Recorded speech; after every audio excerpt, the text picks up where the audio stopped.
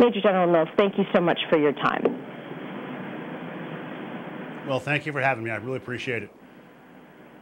Absolutely, sir. Now, just to get right to it, talk to me specifically about some of the challenges that you all are facing in the Sangin area. Yeah, the Sangin area is a unique situation for us. We haven't seen such fighting really since the early days of the Marja battle. It's unique for a number of reasons. First of all, we are now going into areas that the insurgent has held for many, many years. In some cases, he has held as long as he has been in power. Areas in which the coalition forces have never before entered, certainly never before challenged him for supremacy. And so he is fighting very hard to hold on to those areas. We are running into prepared defenses and into troops that are willing to fight to the death to hold on to the ground that they have. He is becoming more and more desperate as each day goes by as well. This is the last piece of significant ground that he holds in the province. Everything else has been taken from him. It is the last area in which he grows poppy, in which he processes that poppy into heroin, in which he moves that heroin south to the markets of the United States and to the markets in Europe in order to get money to fund his insurgency. So he has really been backed into a desperate corner. And like any animal that you back into a corner, he's fighting desperately to hang on. And so that is it's been unique. All summer we've been able to push the insurgents out of the places they held. They fought lightly but continued to fall back. Here he has stopped, drawn a line, and decided to fight in place. And although we're overcoming him consistently, he is fighting very hard to hang on to his last stronghold. Now, sir, I spoke with Commandant Amos, and he, wanted to be very specific in saying that the level of casualties being sustained are directly tied to the skill level of the enemy fighter. It's not, a deficit in training for the 3-5 Marines. Can you speak to the level of skill that you're facing in some of these enemy fighters? Yeah, the enemy is showing a desperation. He realizes this is his last chance to hang on in the province. It's his last chance for him to maintain, as I said, the money-making areas that he has. And without the area of Sangin, he has literally lost the Helmand province for good. The people up there are beginning to reject him. The people there are beginning to come over to the other side, to the government of Afghanistan side. And he is losing the support that allows him to stay within the population. He has turned his tactics to those of desperation, in which he relies almost exclusively on the IED, the improvised explosive device. As we know, that's extraordinarily lethal, but it's one that a coward can use. He plants his weapons at night. He carefully hides the pressure plates that set them off, and then he runs back to his hiding places and awaits people to walk on them. Those people can be the innocents who are on their way to the bazaar in the morning. They can be their innocents on the way to school. And of course, they are the troops, the coalition forces, as we advance into his areas. So the level of skill that he has, I wouldn't say is any better than any place else it's been. As a matter of fact, he's beginning to lose many of his skilled fighters to casualties. Many of his leadership is fleeing to Pakistan. But he is fighting with a growing desperation, with the realization that once he loses Sangin, he's lost the fight in Helmand province. Now, sir, you mentioned the IED threat, and there's been a lot of talk about the M1 Abrams tanks moving into theater, in Helmand.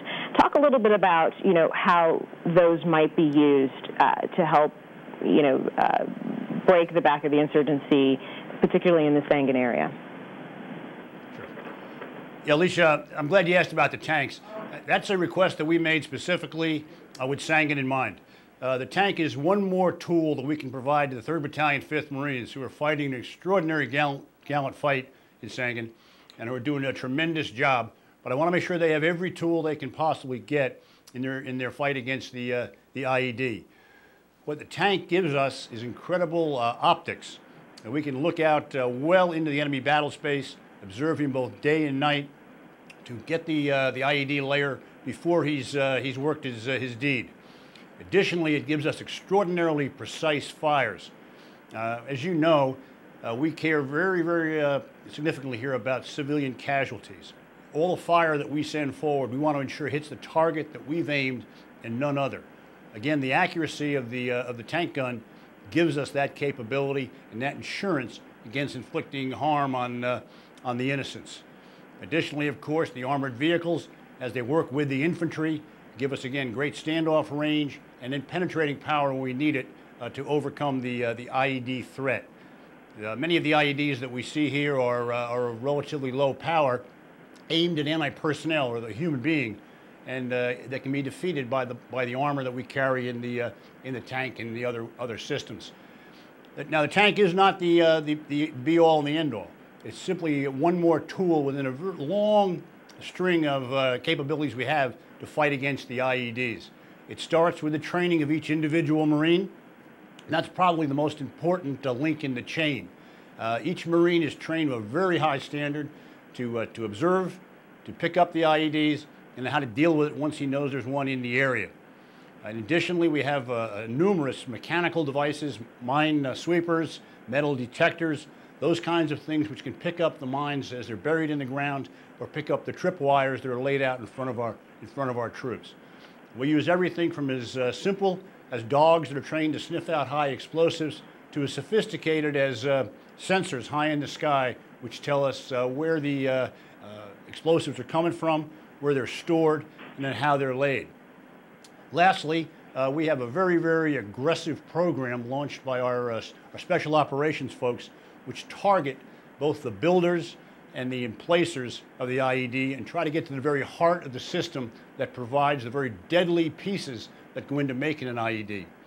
When you take all of those pieces together, you add in the bravery and courage of the individual Marine and soldiers, such as you see in 3rd Battalion, 5th Marines, and we can overcome this really horrific weapon that the enemy has chosen to use against us.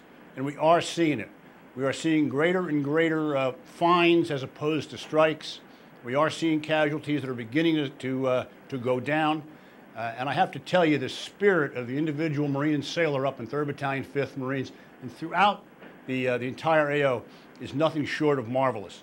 I am filled with awe every day when I realize that our young fighting folks get up every day, pick up their equipment, pick up their weapon, and go outside the wire to do their jobs, even knowing the threat that's out there.